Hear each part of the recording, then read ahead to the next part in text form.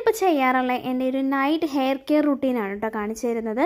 മുടി കളർ ചെയ്ത് തന്നെ മുടി ഒരുപാട് എൻ്റെ പോയിട്ടുണ്ടായിരുന്നു. ഇപ്പോൾ ഏകദേശം ഹെയർ കെയർ ഒക്കെ ചെയ്തിട്ട് പഴയ രീതിയിൽ സെറ്റാക്കിക്കൊണ്ടിരിക്കുകയാണ് കേട്ടോ.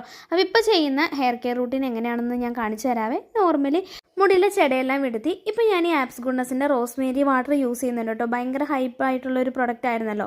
ഇത് യൂസ് ചെയ്തിട്ട് എനിക്ക് വലിയ മാറ്റമൊന്നും തോന്നിയിട്ടില്ല. 2-3 കുപ്പി വരെ ഉപയോഗിച്ചാലേ മാറ്റം ഉണ്ടാകുള്ളൂ എന്നാണ് എല്ലാവരും പറയുന്നത്. ട്രൈ ചെയ്ത് നോക്കണം.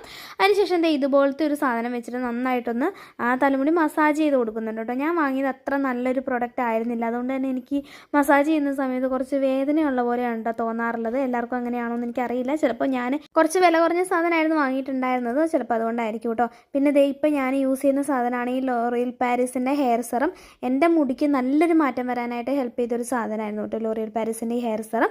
അതിനുശേഷം ഈ മുകളിലേക്കൊന്ന് കെട്ടി വെച്ചും കൂടെ കൊടുത്തു. ഇനി മോഹൊക്കെ കഴിക്കിട്ട് ഞാൻ പോയി കിടക്കട്ടെ കേട്ടോ.